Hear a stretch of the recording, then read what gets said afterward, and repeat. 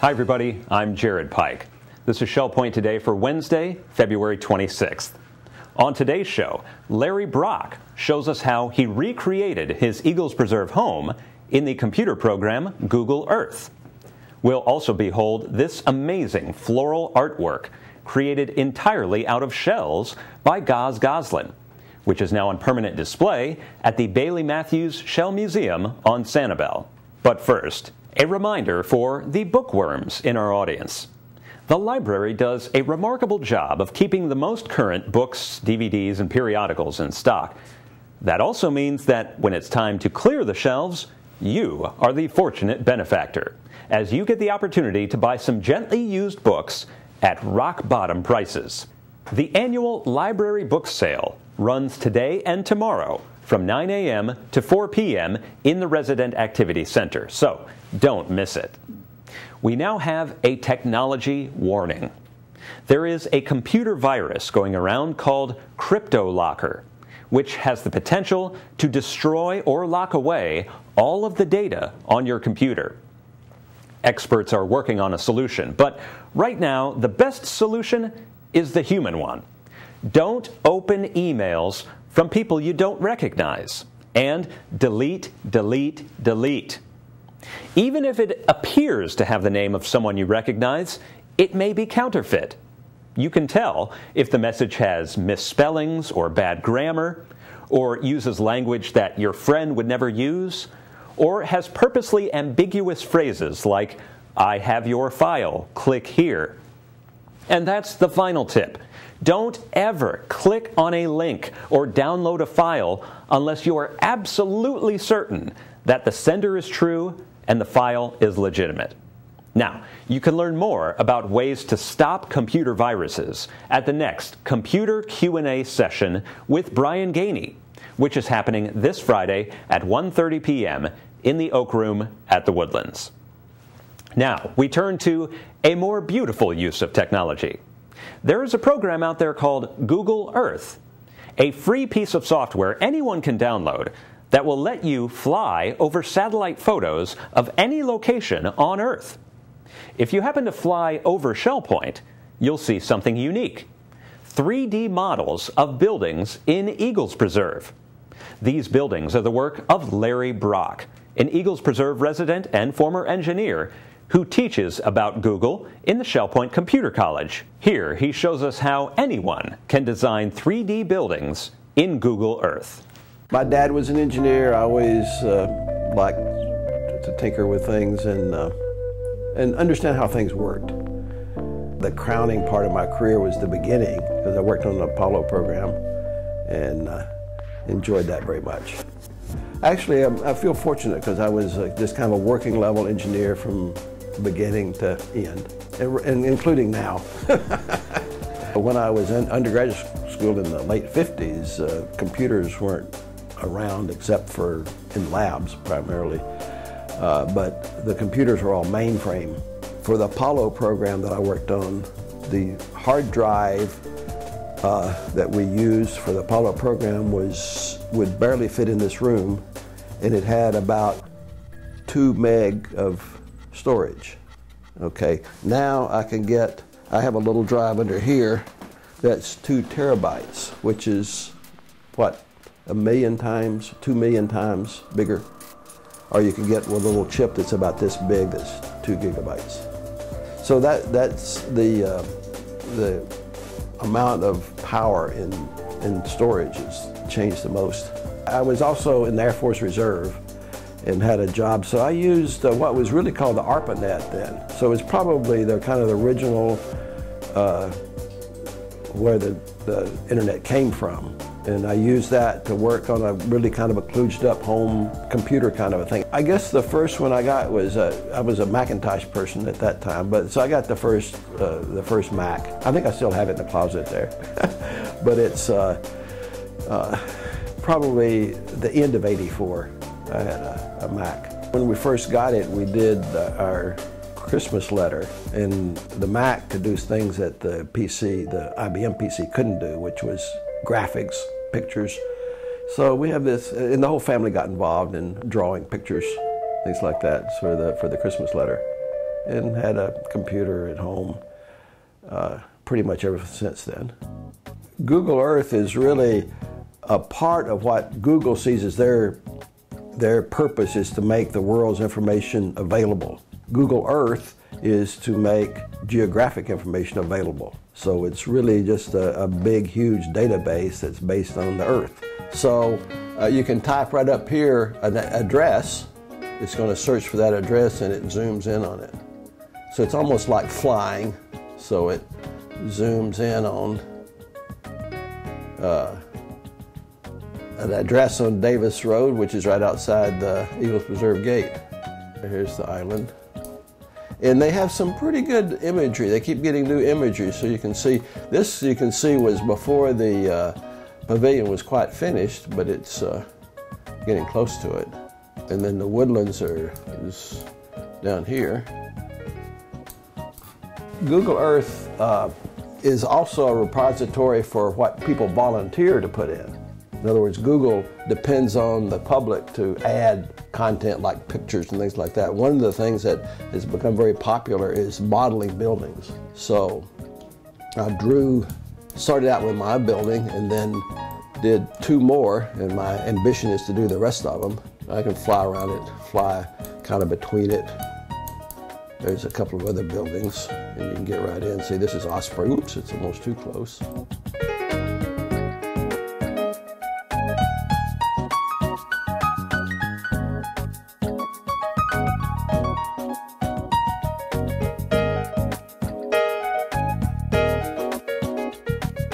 SketchUp is a 3-dimensional drawing program. You can do almost everything with just a pencil. You can start from the end of the line and go red in the red direction, go back green in the green direction, and it gives you a lot of hints, like when it gets even with this point, it tells you. So you can stop there and then finish, and when it's a closed, flat, it fills it in. Then there's another tool that's used most commonly, draws it, so that makes it a 3-dimensional building, or whatever you want. So you can see by using those tools that you can do almost anything. You can paint things like, you could say bricks, and it paints the bricks on. As far as how you make the buildings, one of the ones that I want to do next is Kingfisher. That's the building right next to us. What they allow you to do is to import pictures. So I've taken a lot of pictures of Kingfisher. I can select, say, this picture, and that picture needs to go on this surface. And it takes a little bit of playing with it to get it right, but when you do, you've got something that's pretty close to what the building looks like. It takes some tweaking, and I had to learn as I went. Yeah. So I'm learning, so it's a little bit faster when I learn, but it took a little while. It took a while to do the roof. You can see the roof is a lot of different surfaces. And the roof in Eagles Preserve is a really kind of facade. They're really flat buildings with a facade of a roof. So it's hollow on the inside, and there's a lot of equipment up there. But it took a while. Well, Google Earth is a free application you can download to your computer. Down at the bottom left is a little check mark for checking 3D buildings. These check marks over here in Google Earth tell Google Earth what things you want to look at, like you can turn on roads or places or photos. At my school, MIT, there was a new building built, but the new building, I never noticed it being built because it was built inside other buildings.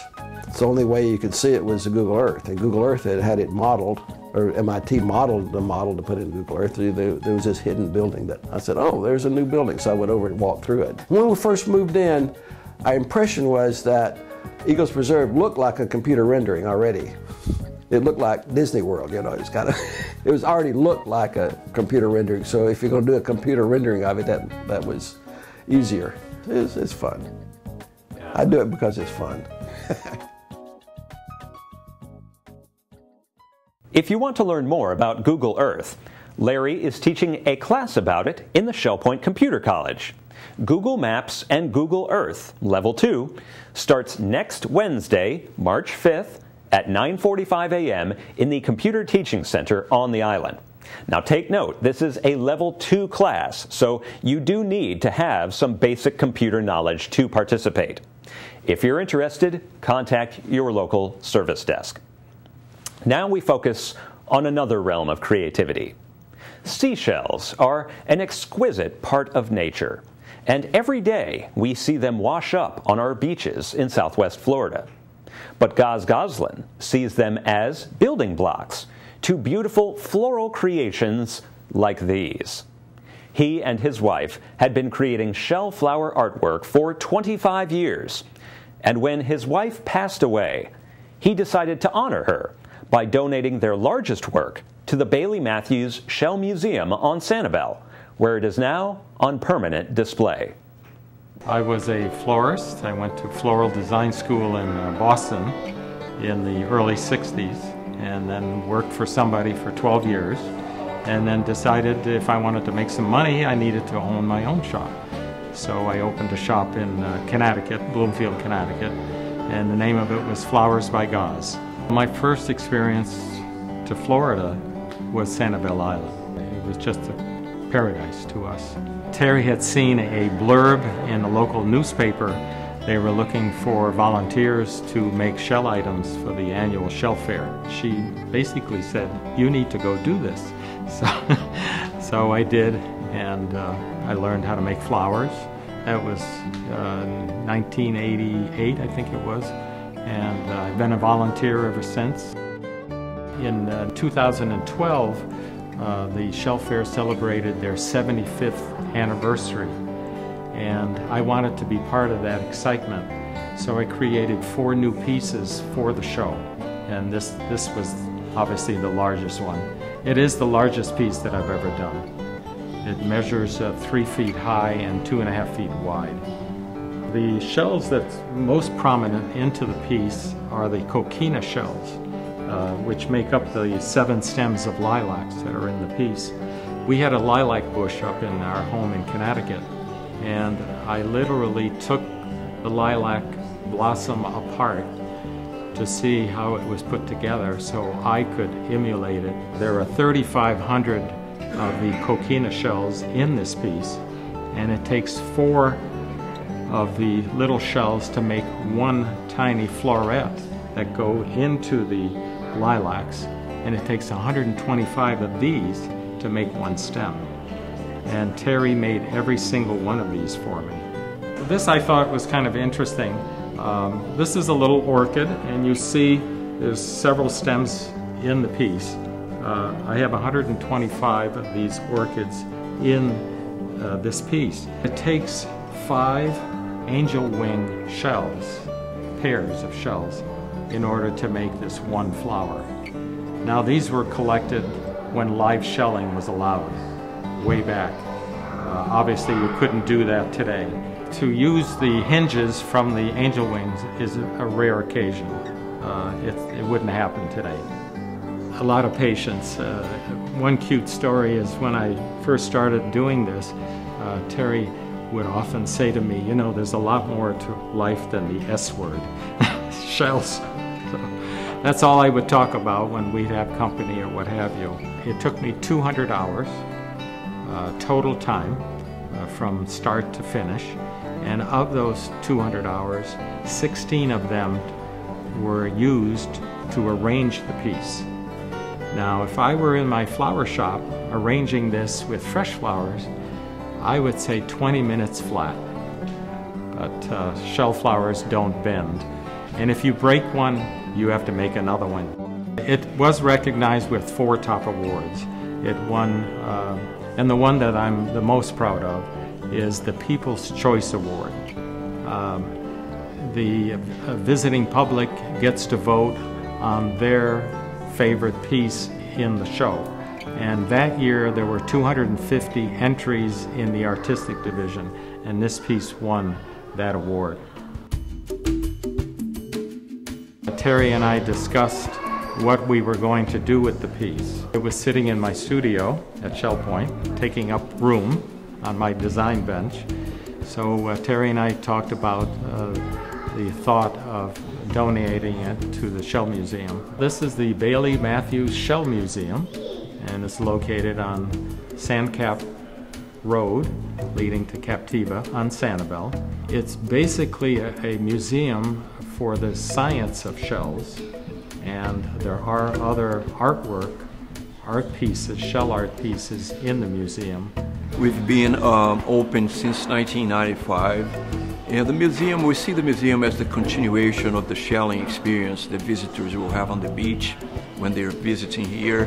30 exhibits on all kinds of subjects related to shells. Scientific exhibits of biology of shells, big shells, small shells, shells in art, you know, the whole gamut of experiences you may have when you think of shells. And so I wrote a letter to Jose Leal, the curator, and the next day he called me and said that they would accept the piece.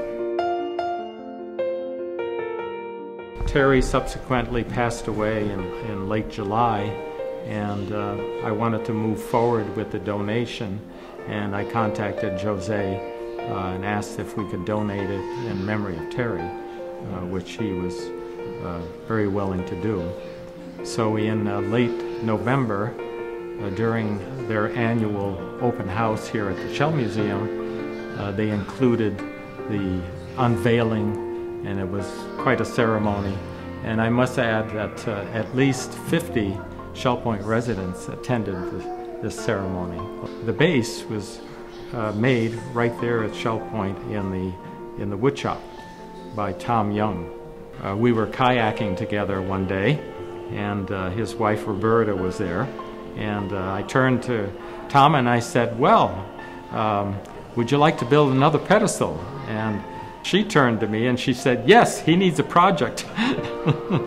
So that's how Tom got to build it, and he did a fabulous job. It is top-notch piece of work in associating shells with a given theme, in this case flowers. Goss has a training, and he worked for many years as a floral artist, and we can see that kind of emanating from his piece. You know, it's hard for someone to believe, looking at a given distance, that those are not real flowers. As I was carrying it out of the art show to put it in my van, a bee landed on the lilac. So they say you can't fool Mother Nature.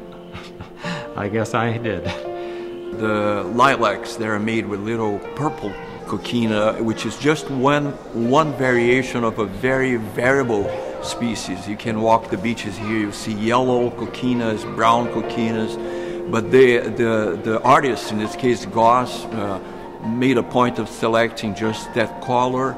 The angel wings, likewise, pure white and a very nice texture to the shells. They have this kind of pebbly shell surface, and that's what Goss has used to great effect. So you probably also have a large number of those in the exhibit. If you put them together the way he did, you end up with this very nice effect, almost like a little orchid. And as you get closer to them, to the shells, to the piece of artwork, you realize it's shells, and it's just unbelievably beautiful. I'm very honored that they have accepted my piece and that I'm part of this wonderful museum.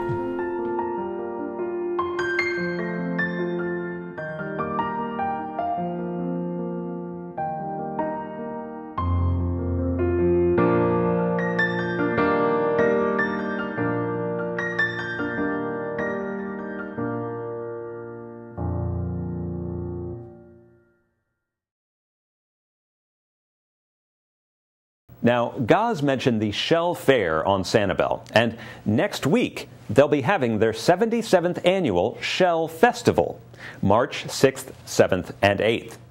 Take note if you want to go. It's not happening at the Shell Museum itself, but rather at the Community House on Periwinkle Way in Sanibel. So, if you're interested in shells or shell art, contact Goz or visit the Shell Festival on Sanibel next week. You'll be glad you did.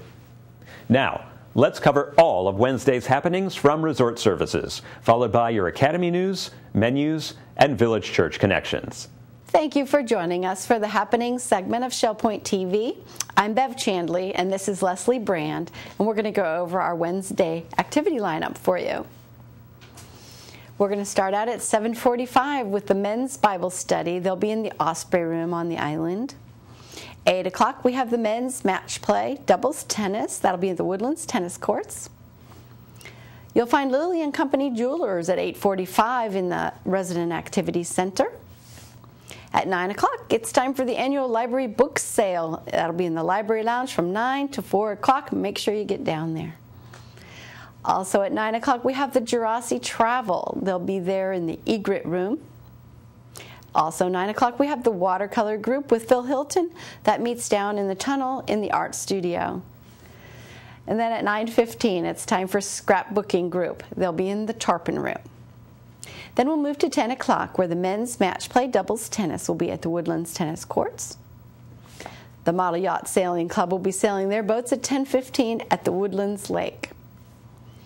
At 11:30, we have a Health Connections class, Agility and Flexibility, Session B. That'll be in the Health Club, and it's currently full. Now here's Leslie for your afternoon lineup. Thank you, Bev. At 1 o'clock, we have chess in the Resident Activity Center. 1:15, the Astronomy group is meeting for their meeting in the Manatee room. 1:30, the model train room is open for tours until 3:30. 1:45, we have a Health Connections, Balance and Mobility Training Level 1 in the Health Club, but that class is currently full. Jazz and Stuff will meet at 2:30 in the Grand Cypress room. 2:45, we have a Healing Journey in the chapel at the Village Church. 3 o'clock is the Bible study in the community room at King's Crown. Also at 3 o'clock, we have the Health Connections Pilates stretch in the Health Club on the island. No sign-up is required. 3 o'clock, Memory Care Group. This will be at the 3rd floor craft room in King's Crown. Sign-up is required. 4:30, Indoor Bocce in the Health Club on the island. 5:45, Church Choir Rehearsal will be in the choir room at the Village Church. And 6:30 is the Hound of the Baskervilles. This is at the Florida Repertory Theater in Fort Myers. Court pickups will start at 6:30 on the island, 6:45 at the Woodlands, 7 o'clock at Eagles Preserve, and sign-up is required at either service desk. And we're going to end the day at 7:15 with prayer and praise at the Village Church on the island. Thank you for tuning in with us today. We hope that you have a fun-filled day, and we'll see you right back here tomorrow. Hi, I'm Terry Kolath with your Academy information for Wednesday, February 26th. At 9:15, Understanding Your Computer continues in the Computer Teaching Center on the island. At 9:30, Drawing on the Right Side of the Brain continues in the Sabal Room of the Woodlands, and Intermediate Bridge takes place at 1 o'clock in the Game Room of the Woodlands. Also at 1 o'clock, Palette Knife Painting continues in the Sabal Room of the Woodlands. At 1:45, Intranet Prep School Help and Support continues in the Computer Teaching Center on the island. Tomorrow we have a new course, Introduction to the Spreadsheet, with Jeff Hennick of Teledora. Menus for Wednesday. In the Crystal Room, the Crystal Platter is country fried steak with mashed potatoes and green beans. The dinner special is the pasta buffet for $12.95, and the soup of the day is lima bean. In the Island Cafe for lunch, enjoy a chili cheese dog with fries for $7.25. The dinner special is fried shrimp for $8.25. Dinner specials in the Palm Grill on Wednesday are T-bone steak for $19.95 or swordfish for $17.95. All menus are available 24 hours a day at www.shellpoint.net. Hi, I'm Randy Woods, and it is my privilege to serve as the Minister of Worship and Music at the Village Church. And I'm especially pleased to be with you today to announce that the college students and professors are coming to Shell Point. That's right, spring break is here. And as part of the Season of Praise concert series presented by the Village Church, on Wednesday, March 12th, we will welcome the Wheaton College Concert Choir, direct from the frigid white Northlands. With the energy and zeal of youth, the Wheaton College Choir, directed by Dr. John Trotter, will perform an exceptional, inspirational concert of traditional, classical, and contemporary choral music on Wednesday, March 12th. It's always good to have students on campus, and I'm especially pleased for us to host the Wheaton College Concert Choir this season. Also in March, we will welcome the Matthews Brothers. In sacred and classical music, Ron and Gary Matthews are one of the most gifted and dynamic duet teams in North America. Not to mention, they're the sons of Shell Point resident Elva Matthews of Solana Court. Well, the Matthews Brothers, Ron and Gary, their concert will be on Sunday, March 16th, and will feature them as duo vocalists, pianists, organists, and trumpeters. With this combination of superlative talent, these brothers bring to every concert a rare and uplifting musical experience, but most importantly, a rich spirit of worship. Ron and Gary are no strangers to our church and community. They've been here many times, and we are especially happy to have them back again this year. With sunshine and sand all around us, and college students and professors headed our way, be sure to get your tickets for these two very special inspirational concerts. The Wheaton College Concert Choir on Wednesday, March 12th at 7:15 p.m. and Ron and Gary Matthews on Sunday, March 16th at 6:15 p.m. The Village Church is pleased to present the inspirational Season of Praise concert series. All concerts require the purchase of a non-refundable $10 ticket. And tickets will be available at the church office during normal business hours, and tickets are also available at www.shellpoint.org/Season of Praise. For more information, please call the church office at 454-2147. It's spring break.